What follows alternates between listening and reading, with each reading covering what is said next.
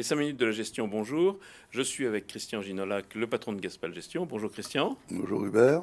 Christian, vous allez avoir 5 minutes pour décrypter l'actualité des derniers mois, tirer des conclusions, trouver des pistes d'investissement et nous donner quelques conseils.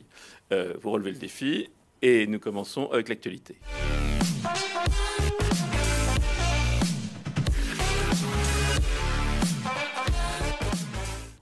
Christian, l'actualité, ça fait un moment que ça dure, c'est Trump, et il a passé un nouveau stade qui a un peu inquiété les marchés financiers, qui ont marqué une forte volatilité, comme on dit, en rentrant plus en avant dans la guerre commerciale avec la Chine. Qu'est-ce qui s'est passé? Je crois que vous nous avez apporté un graphe qui permet de à peu près comprendre les choses. L'idée, c'est pour Trump d'essayer d'arrêter le déficit colossal que les Américains ont avec le commerce chinois.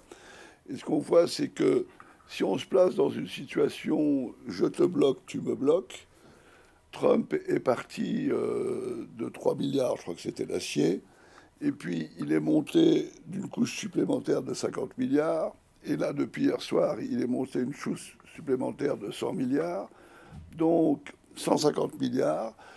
Les Chinois, eux, ayant 350 milliards d'exportation vers les États-Unis, les choses ne peuvent pas continuer dans ce sens-là. Trump n'a plus assez de munitions. Donc il n'y a plus de munitions. Donc finalement, si on revient au marché financier, il n'y a plus trop d'inquiétude à avoir. On peut pas avoir... la bombe atomique a été lancée, il ne peut pas se passer bien pire. Voilà, ça. Ou alors ça bloque tout. Donc encore une fois, comme ça ne se passera pas, ben, on rentre dans des périodes où on ne sait plus où on va. Et Trump, demain, va nous annoncer autre chose. Et alors, donc volatilité. C'est une guerre des nerfs, en fait. Une guerre des nerfs. Alors, est-ce que tout ça et un ensemble d'autres phénomènes vous ont conduit à changer vos scénarios économiques, à la fois sur la croissance et sur l'inflation, donc sur la politique des taux des banquiers centraux?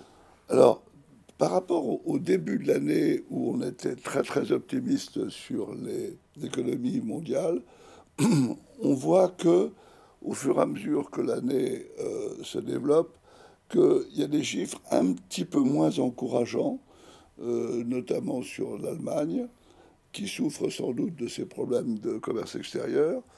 Et donc on voit que la consommation, les ventes d'automobiles aux États-Unis stagnent, voire en chute. Donc il y a plusieurs petits signes comme ça qui montrent que nous ne sommes pas du tout en récession, loin de là, mais on n'accélère plus. Oui, ça n'accélère plus. Et sur l'inflation, vous êtes inquiet?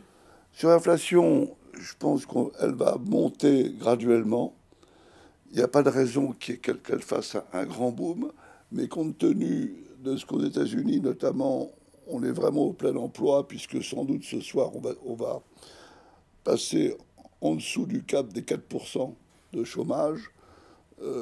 La pression salariale va faire pression sur l'inflation. Donc des scénarios un peu ajustés, mais pas bousculés, pour se résumer. Normalement, non. Et tout ça dans un environnement troublé par le patron de la plus grande puissance mondiale, qui est imprévisible, qui change de conseiller tous les mois. On n'a vraiment pas idée. Et moi, ma crainte, c'est qu'un jour, il veuille vraiment s'en prendre à l'Iran, puisqu'il a dit déjà qu'il voulait remettre en cause l'accord qui était passé. Et là, on pourrait assister au niveau du Moyen-Orient à des changements nouvel à-coup. On va passer à la gestion.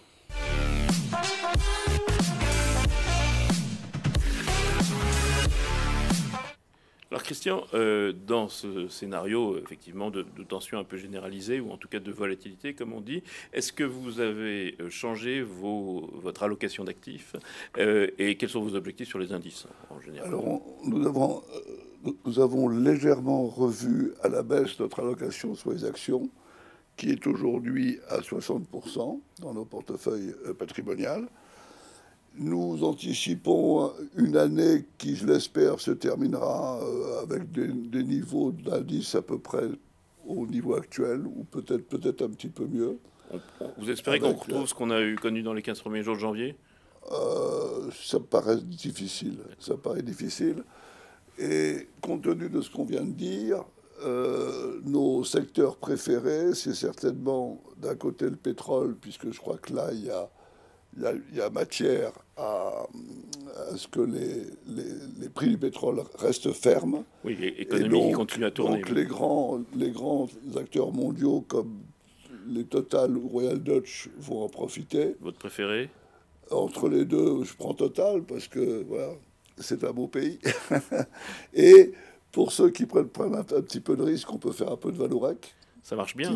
Ça marche bien aux États-Unis, et si ça repart un petit peu mieux au Brésil, ça va donner des bons résultats. Alors, autre secteur? Autre secteur, bah, la défense, puisqu'on voit bien que Trump va jouer sur ce piano-là.